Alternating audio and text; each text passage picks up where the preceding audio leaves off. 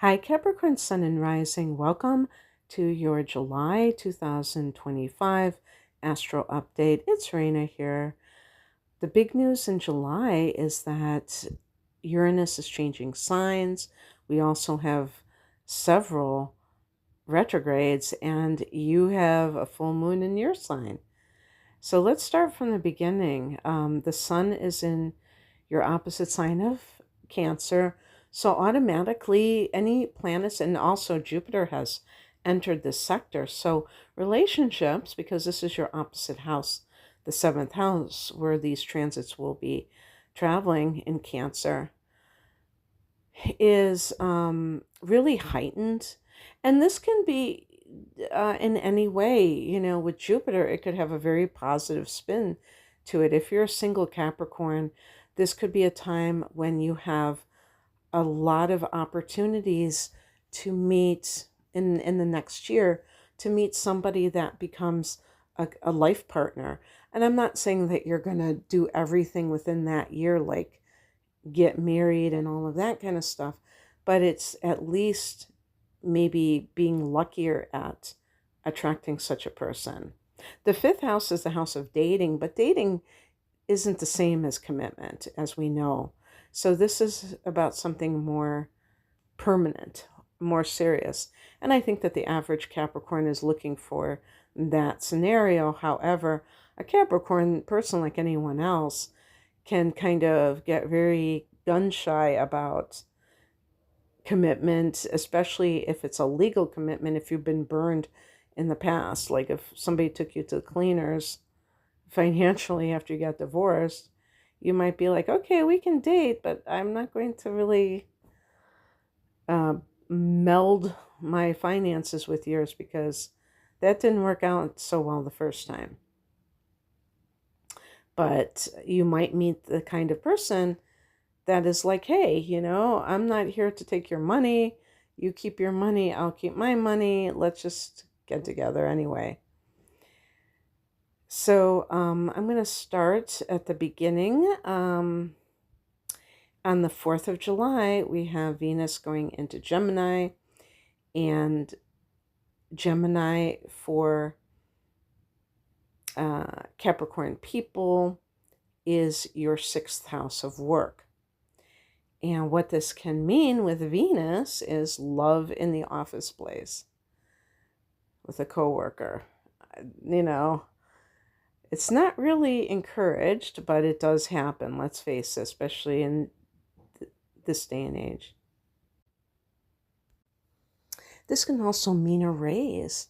Venus can be money, and in the 6th house, it could be making more money.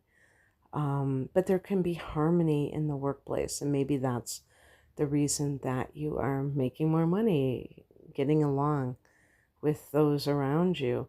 On the same day, Neptune goes retrograde at 3 degrees of Aries, and this will fall for Capricorn in your 4th house of home and family. So Neptune, and you also have your ruler Saturn going retrograde in this sector. Thank God for Saturn.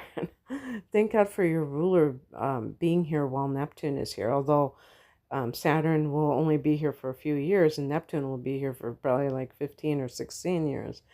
But and nothing wrong with Neptune, but it just, especially for a Capricorn person, it can feel very unsettled. Neptune is very idealistic, but there can be diluted aspects of it. And this could be a reality check. So when Saturn enters somebody's 4th house, they may feel the urge to settle down if they haven't done so, or even if they have, when I say settle down, I mean maybe buying a property. So have you bought a property, Capricorn? We just have gotten into this transit, so it's not to suggest, this is a general reading. Some of you may not even have these planets yet in your 4th house, but you will, so I'm going to talk about it anyway. And the point is that when people feel the urge to do something of that level of importance, like buy a property, for instance, it comes with a lot of, open-ended questions like, is it really what, is this property really what it claims to be? That's why people get inspections. But you may have found out that your dream property, because Neptune can be like your dream house, turns out to be there's something not so dreamy about it. Maybe it's, I don't know, maybe it's the neighbors, maybe just something that is not quite as you thought it was going to be. And, or the neighborhood or what have you. And that can be disillusioning. Doesn't mean that all is lost, but this is how life works. We know this. And the fourth house can also be your mother. And you may be disappointed in her behavior. Maybe you had this overly ideal version of her that really never existed. And this is actually a good thing for you to realize. On the 7th, Uranus goes into Gemini. So Uranus is going into that 6th house, joining Venus there. You've had Jupiter in the 6th house, which, may have been very good for workload, having a lot to do, never being, unemployed or in between jobs. Now Uranus in the 6th house makes you crave more freedom with your schedule. The 6th house can be your daily schedule, and Uranus can be more unpredictable schedules. The 9 to 5 grind, the hamster wheel existence may not be for you. Now, for the average Capricorn person, I would dare say that you do favor that type of schedule in general. But sometimes maybe it has to do with other factors in your life. Capricorn has recently undergone a major transformation with Pluto in your sign, and that can, make a person question all the things that they've been conditioned to do. And I would say that these kinds of patterns, like the workload, when we work and so on and so forth, these are just kind of like things we've been conditioned to think are, this is how life works. Doesn't mean that that's like the gospel truth, right? So that's why we have to, we question these things because we're not just going along with the program. So anyway, that can be for you. I think that can create a lot of growth for you to kind of explore working at your own pace with your own rhythms, your own life rhythms. But this can also be the type of work that you do can be kind of out of the box. Typically, I would say like energy medicine, like Reiki healing, that kind of thing. That is, to me, that's Uranian. But also like Uranus is technology. So maybe it's IT work, or it could be that you are working remotely rather than in an office. And that is going to come into your reality in the next 7 years. On the 10th, we have a full moon at 18 degrees of Capricorn in your sign. So that's in your first house. That can really signal that something is ending in your life. And that could involve the way that you behave when you are with other people. You may realize, because this is the opposition, the sun is in, the opposite sign, your opposite sign of Cancer in that 7th house. And if you are in a relationship, you may realize that you are selling yourself short, or that you're giving too much of yourself Um, Typically, I would say give of yourself, and that's a wonderful thing. However, like anything else, things can be exaggerated or like done to excess. And you are a person too in a relationship. It's not just about the other person. I think Capricorns are surprisingly vulnerable in relationships. That's my intuitive sense about it. It's not really astrologically supported.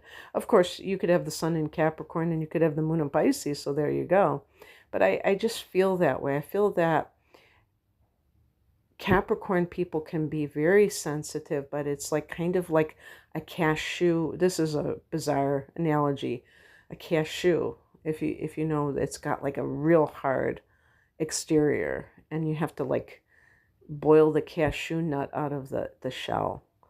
And that's kind of like how, Capricorns have a very thick skin, but they have very tender insides as far as I'm concerned. Something in your life could be coming to fruition, which could be a great thing, like one of your goals, for instance. On the 13th, Saturn goes retrograde at 1 degree of Aries in that fourth house. And so if there's anything like maybe you had a dream house that you were hoping to buy, and now you realize that it's not going to happen, it's not as great as you thought it was, maybe you will rethink laying down roots at this time.